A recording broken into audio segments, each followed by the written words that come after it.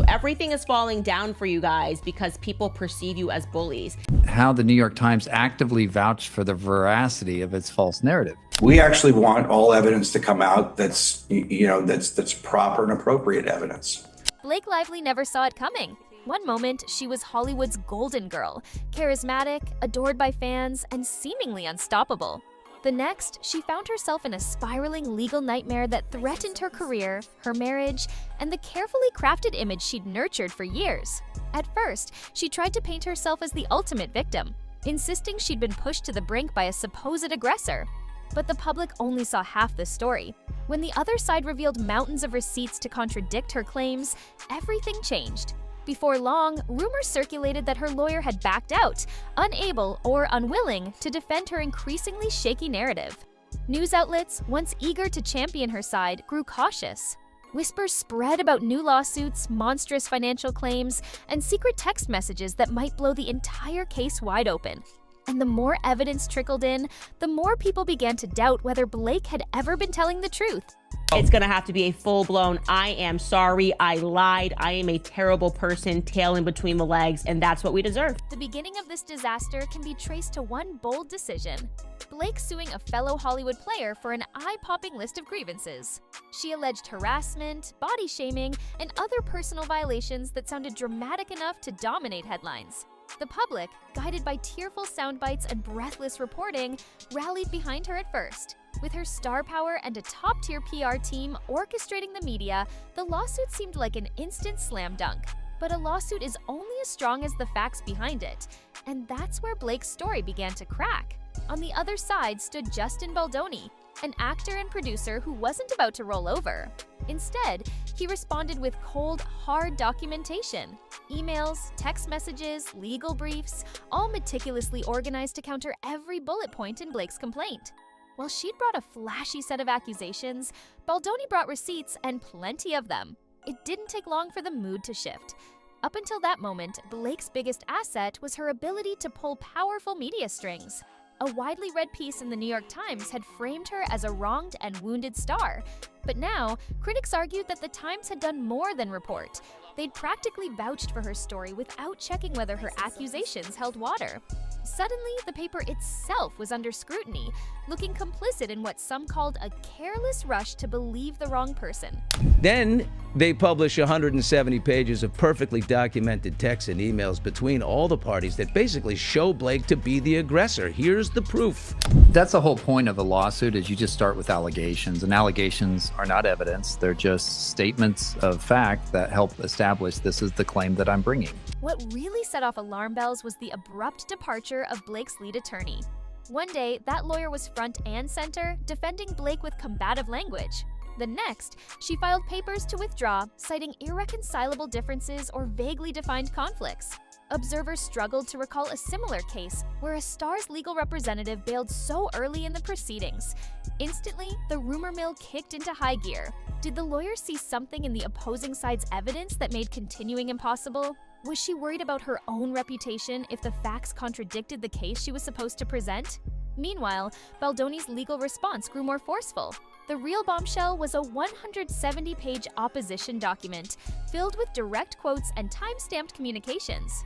The mundane nature of the evidence, dozens of emails, text messages, call logs, made it all the more devastating. Instead of "he said, she said," Baldoni had date-stamped messages that appeared to show Blake wasn't a victim at all. In some exchanges, she even seemed to be the aggressor, pushing for certain demands and threatening consequences if she didn't get her way. You guys were complicit here. You guys were involved in this every step of the way. It was monstrous what she did, and she's got to pay for it. It's gonna have to be a full-blown, I am sorry, I lied, I am a terrible person, tail in between the legs, and that's what we deserve. Then came the PR fiasco. Blake's team was legendary for shaping public perception. Tabloids loved her, mainstream outlets interviewed her constantly, and every red carpet event reinforced the image of a wholesome star. Yet all the spin in the world couldn't deny the plain text of a carefully preserved email, nor could it counter the impression that her lawsuit might be built on shaky ground. The PR manager at the center of Blake's empire, someone known to orchestrate major victim or hero narratives in the media, found herself spotlighted in Baldoni's countersuit. Suddenly, the strategy to protect Blake's reputation backfired spectacularly. The moment the public realized that her PR manager was personally named in a new legal filing, the entire narrative took a dark turn. Reports hinted at behind-the-scenes deals, frantic phone calls to news organizations, and hush-hush requests to bury unfavorable details. But as crisis managers often warn, once the legal wheels are in motion, it becomes painfully difficult to control the story. Most people cannot afford, even if he was worth a certain amount, cannot afford $100 million. And then when you attach penalties and you add interest and all of these things, it is a nightmare, an absolute nightmare for them. Hollywood insiders weren't exactly sympathetic either. Big-name actors who'd once championed Blake's talents fell silent. A-lister friends who'd posted encouraging social media messages deleted or rephrased them. Everyone could see the writing on the wall. If Blake's claims were false, standing by her might implicate them in her unraveling. Worse yet, they could end up subpoenaed, forced to hand over personal texts that might confirm or deny key details. And let's not forget the massive sums involved. Baldoni wasn't just filing a countersuit for a token amount, he demanded hundreds of millions in damages, enough to bankrupt many top earners. Even if Blake and her equally famous spouse Ryan Reynolds possessed significant wealth, few celebrities keep that kind of cash liquid. Sources close to the situation stressed that Ryan's assets were tied up in various investments, including a soccer club that wasn't exactly a cash cow. Blake, for her part, hadn't scored a major blockbuster in years. As the lawsuits multiplied, so did the gossip. People close to the couple whispered that Blake and Ryan's marriage was under immense strain.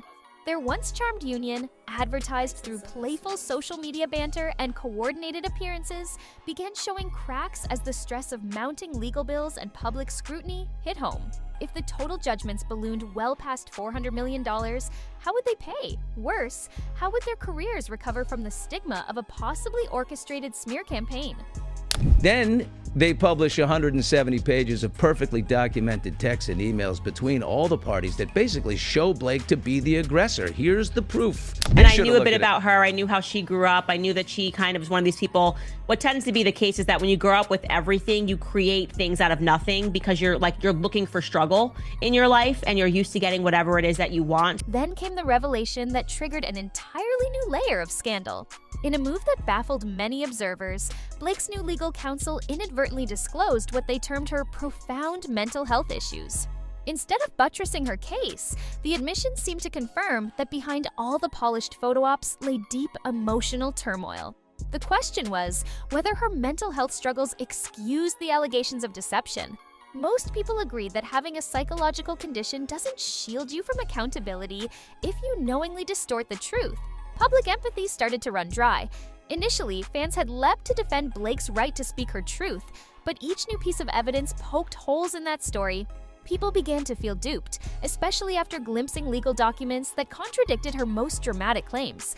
The sentiment shifted from protect Blake at all costs to wait, did she manufacture this entire narrative? You guys were complicit here. You guys were involved in this every step of the way. By the time people realized just how dire the situation was, Blake's once airtight alliances had all but evaporated. The media coverage softened from sensational support to measured doubt, then to near total silence. No one wanted to be the next publication called out for endorsing shaky claims. Fellow actors and actresses casually dropped her from their social circles. Some big names she counted as friends refused to offer public defense, not wanting to tie their image to what many now saw as a sinking ship. As for her PR team, they seemed to be in shambles. The top-level manager who'd orchestrated countless glowing headlines for Blake ended up named personally in a $400 million countersuit. Allegations flew that the manager had colluded with major outlets to push a false victim story, sidestepping the basic ethics of confirming the facts.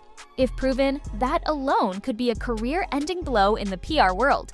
With the lawsuit inching closer to trial, the stress cratered Blake's carefully built facade. She'd cultivated a persona of unshakable confidence, but the unrelenting wave of negative press and legal hurdles showed cracks in her composure. Even insiders who once believed she could stage a comeback had to acknowledge the damage was colossal. Not only was she facing a massive financial threat, but her name now carried baggage that studios and advertisers avoid like the plague. Skeptics sometimes say that in Hollywood, any publicity is good publicity. But in Blake's case, the avalanche of negative coverage bordered on career suicide. If she lost in court, she'd be saddled with a judgment that could wipe out her family's assets. If she settled, the perception would be that she'd caved under undeniable facts. Either way, the reputation hit was irreversible. Even more ominously, there was talk of deeper investigations into whether her original lawsuit amounted to defamation or malicious prosecution.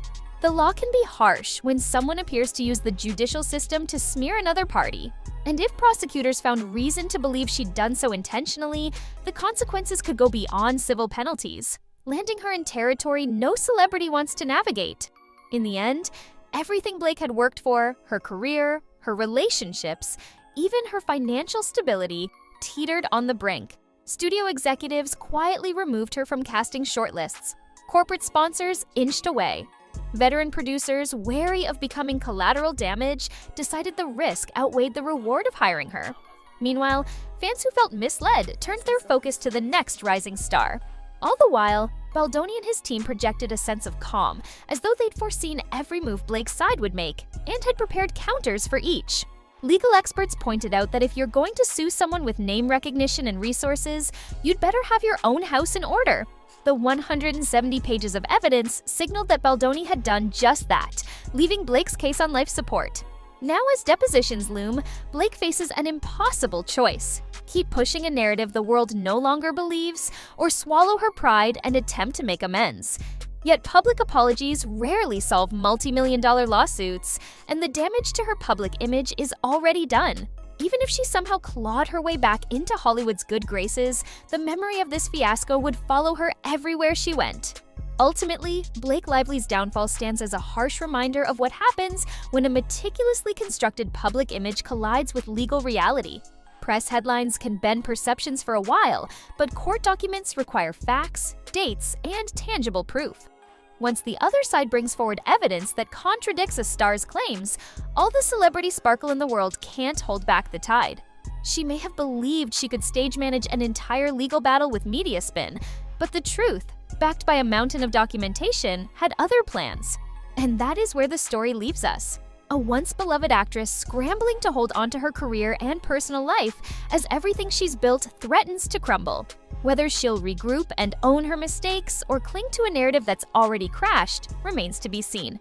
One thing is certain: the courts and the public are watching, and in this game, facts will always speak louder than any headline ever could.